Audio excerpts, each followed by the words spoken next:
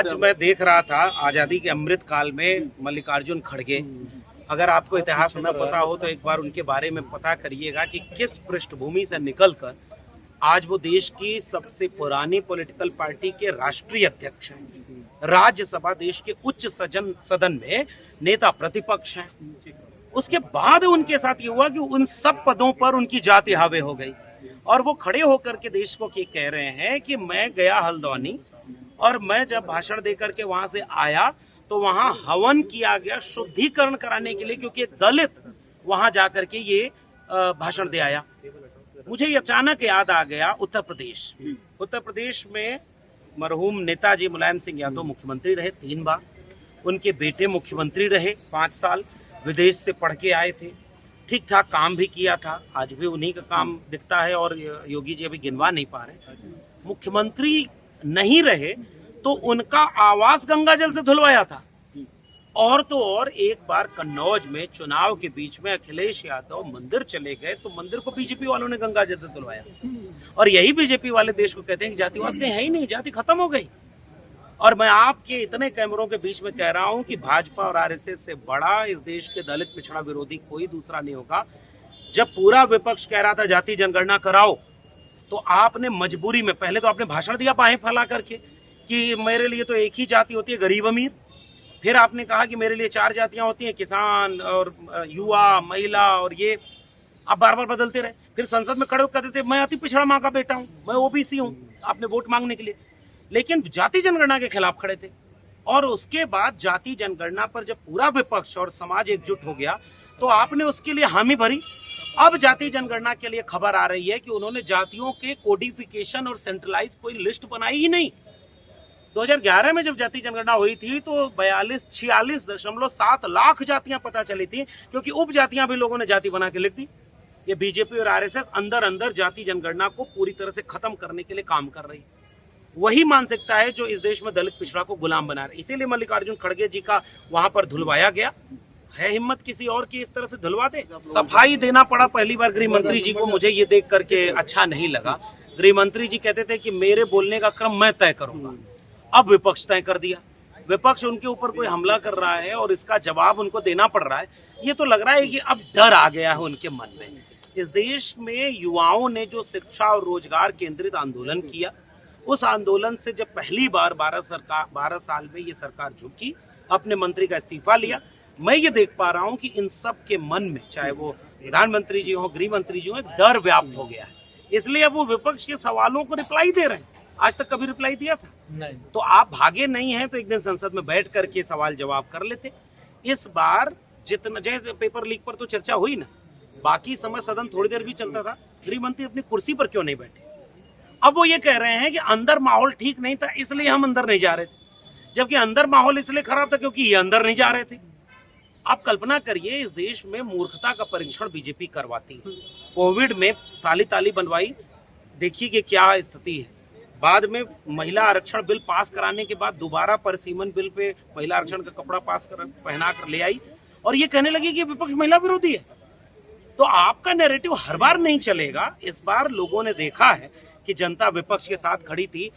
चढ़ावा का पैसा कहां मिलेगा बीजेपी और आरएसएस के खाते में? जब ये नारा लग रहा था तो आपको आके जवाब दे देना चाहिए था कि नहीं, बीजेपी और आरएसएस के खाते में राम मंदिर चढ़ावा का पैसा नहीं आया है। आपने पैलेट गन चलाने का आदेश नहीं दिया है। एक लाइन आज तक बीजेपी ने बोला।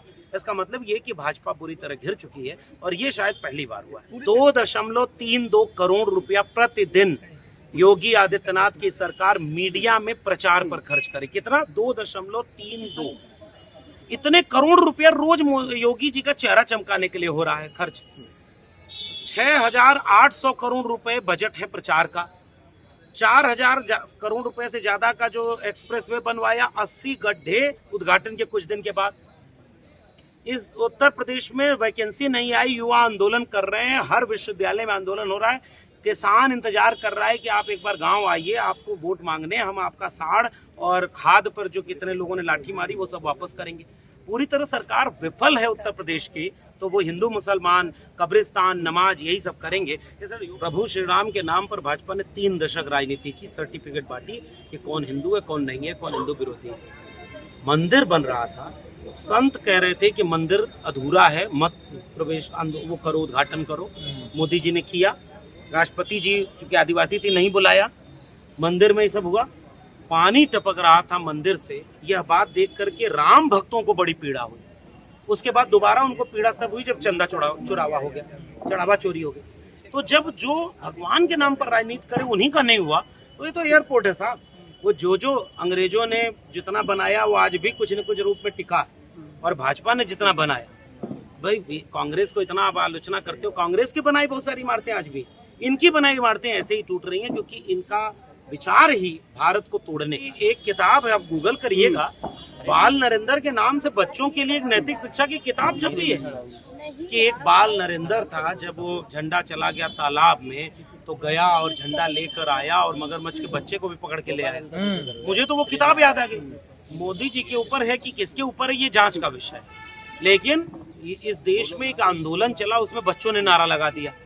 अब बच्चों के नारे के बाद प्रधानमंत्री जी हेलो फ्रेंड्स करके आए और कहे कि आज तो लगता है कि आप ही से बातें करते रहूं। और जिन बच्चों को शब्दावली पर मोदी जी कह रहे थे कि मैं माफ कर रहा हूं, वो मोदी जी की शब्दावली पर लोग पूछ रहे हैं। अखिलेश यादव पर, राहुल गांधी पर, सोनिया गांधी पर, जितने विपक्ष के नेता हैं, ममता बनर्जी पर, सबसे बुरा अगर बोलने वाला लिस्ट बनाएंगे तो बीजेपी और आरएसएस के लोग निकलेंगे, उसमें मोदी जी अव्वल रहेंगे। तो अब इस देश में दूसरी डिबेट चल गई, इसलिए अब इन छोटी छोटी आलोचनाओं से घबराना नहीं चाहिए। मैं एक किताब लिखा था प्रोफेसर की डायरी, और यही जगह थी हम लोग बार बार कहते थे शिक्षा बर्बाद हो रही है, स्कूल बर्बाद किए जा रहे हैं। अब आंकड़ा क्या आ रहा है पता है, 1 लाख से ज्यादा सरकारी स्कूल बंद किए जा रहे हैं। उत्तर प्रदेश में अकेले 26,000 सरकारी स्कूल बंद किए जा रहे हैं। योगी जी कह रहे हैं कि बच्चा झाड़ू लगाए तो उसको रोको मत, और वहां पर स्कूल ही बंद हो गया। तो आप स्कूल बंद कर दिए, इस पर डिबेट नहीं हो रही। हमने प्रोफेसर की डायरी में लिख करके कहा था, एक समय था सर्व शिक्षा अभियान, पढ़ेगा इंडिया तो आगे बढ़ेगा इंडिया, सर्व शिक्षा अभियान चलता था। अब उसी उत्तर प्रदेश में देखिए 2018 से वैकेंसी नहीं आई है और स्कूलों में बुनियादी सुविधा नहीं है। फतेहपुर एक जिला है, फतेहपुर में स्कूल के बच्चे आंदोलन कर दिए कि पंखा नहीं है, पीने का पानी नहीं है, मास्टर नहीं है। उनके ऊपर मुकदमा करने के लिए पुलिस घर पहुंच गई।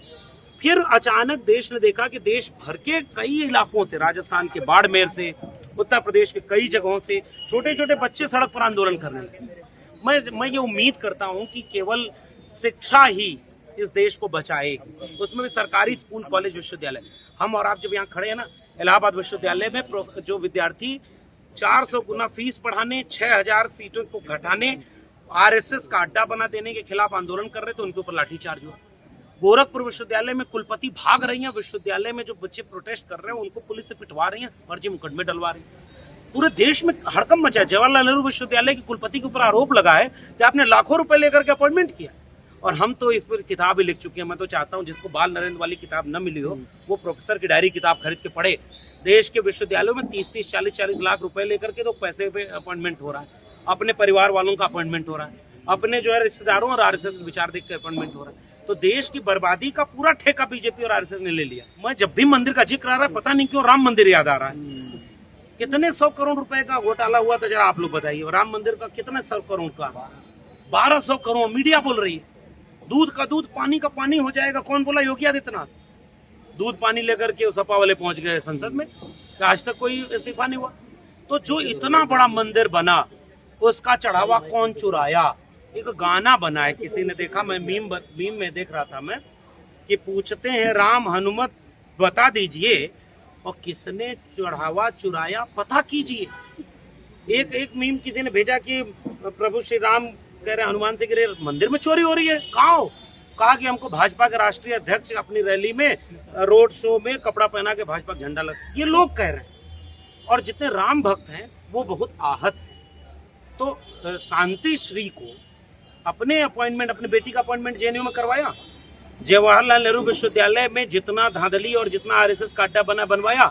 अब इस पर सवाल ना हो, इसलिए मंदिर बीच में ले आओ। और जब भाजपा वाले मंदिर की बात करें, आप राम मंदिर में चढ़ावा चोरी का सवाल पूछें, और एक सवाल पूछें कि 2 करोड़ की जमीन आधे घंटे बाद 18.5 करोड़ में कैसे बिकती है, जरा हमको बताइए, हम भी जमीन थोड़ी सी बेचेंगे। इस तरह का सवाल पूछना होगा, क्योंकि बीजेपी और आरएसएस से इस देश को बचाना होगा। और वो बचाने का काम केवल मोदी और अमित शाह से नहीं है, आरएसएस से इस देश के ऊपर सबसे बड़ा खतरा है।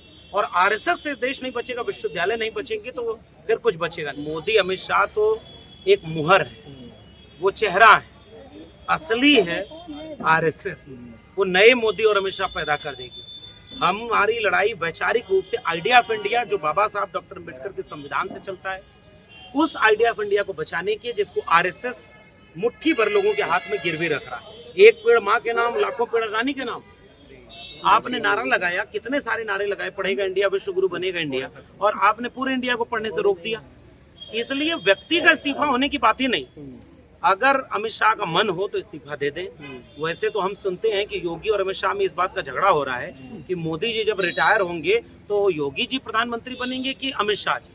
तो वो दोनों आपस में लड़ते रहें, और हम चाहते हैं कि दोनों न बने, और पूरी बीजेपी को जनता खुद उखाड़ फेंकेगी, और जनता बाबा साहब के संविधान को हाथ में रख करके आरएसएस को भी इस देश में पूरी तरह से गुलाम बनाने नहीं देगी। ये हमारा कागज मांगे गए सर, आरएसएस से 100 साल पुराना संगठन हो गया है।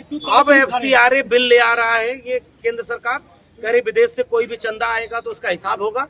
फिर मुझे याद आ रहा है राम मंदिर, उस चंदे का हिसाब कब होगा। दूसरा, आरएसएस के पास इतना चंदा जो आया, ये इसी कुछ किलोमीटर पर झंडे वाला ने उसकी इमारत जाके देखिए। आप इस देश के स्कूलों की इमारत देखिए और बीजेपी की पार्टी कार्यालय देखिए, आपको समझ में आ जाएगा कि बीजेपी और आरएसएस को अपना भविष्य कहाँ दिखता है। इसीलिए कर्नाटक ही नहीं, आरएसएस को अपने आप इस देश के लोगों को बताना चाहिए कि इतना रुपया चंदा आया, इतना विदेश से आया, इतना हमारा ऑफिस बनाने में खर्च हुआ, इतना हमारा जो है चुनाव में बीजेपी का प्रचार करने में खर्च हुआ। पूरा हिसाब किताब आरएसएस को देना चाहिए।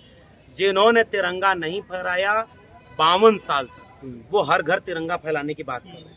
तो जिन्होंने संविधान का विरोध किया, हम उनको कहेंगे अगली स्कीम लॉन्च करो, हर घर संविधान, घर घर संविधान, और संविधान ही देश चलाएगा, क्योंकि बीजेपी संविधान बदलना चाहती है, हम उसे बदलने लगेंगे। अगर आपको हमारी खबरें, जमीनी रिपोर्ट और विश्लेषण पसंद आते हैं तो अभी बहुजन फ्रंटलाइन को सब्सक्राइब करें, वीडियो को लाइक करें, अपनी राय कमेंट में लिखें और इसे ज्यादा से ज्यादा लोगों तक शेयर करें।